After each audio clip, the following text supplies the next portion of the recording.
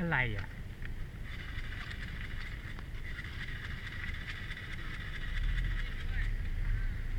เช่าเข้ามาป่ะเมื่อกี้มึงเห็นกูโดดลูกระนาดเปล่าไอ้เหี้ยโชกไม่ยุบเลยเจอพี่ชาติโอ้โหเกือบ มา คว่ำไอ้เหี้ยตึ้งชิบหายใส่กูต้องหมดอีก8,000เนี่ยซื้อโชกใหม่ยอมเลยพี่ยอม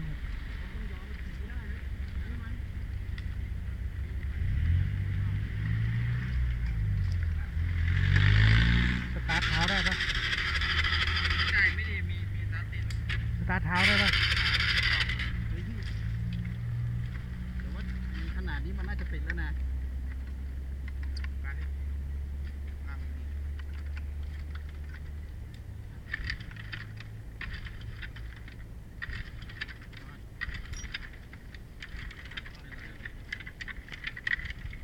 นั่นไงมาละ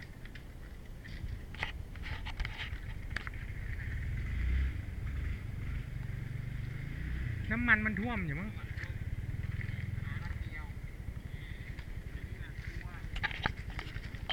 นี่ถ้ามันสั่นเยอะๆมันดับเลยพี่เหรอ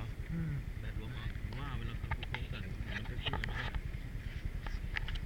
นี่เท่าไหร่พี่เข้ามา50 บาท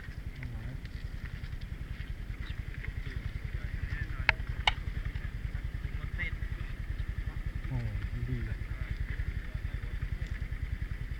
2 ตัว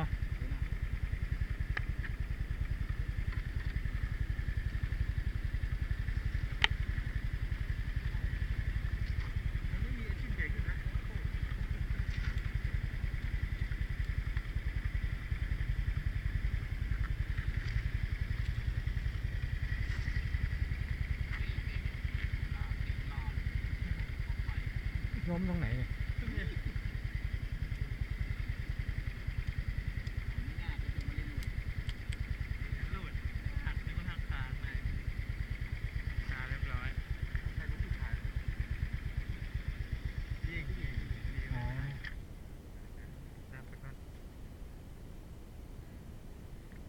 เอาพี่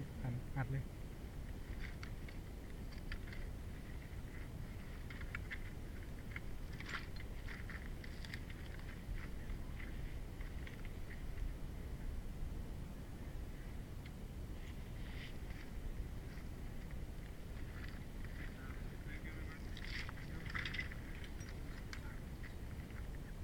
ติดละ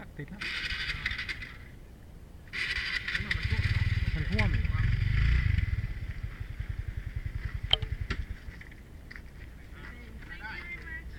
ไปล้มโค้งหน้าต่อ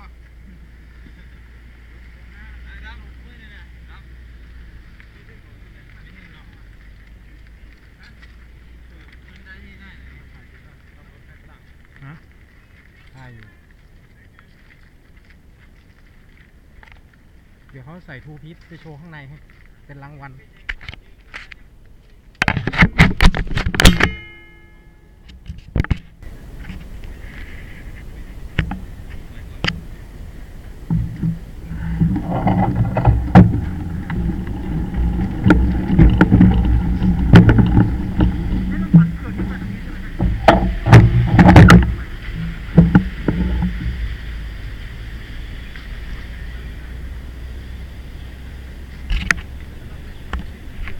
เราไปกินข้าว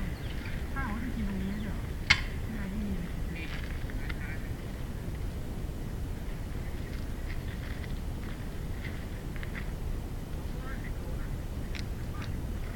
กี่กิโลนะพี่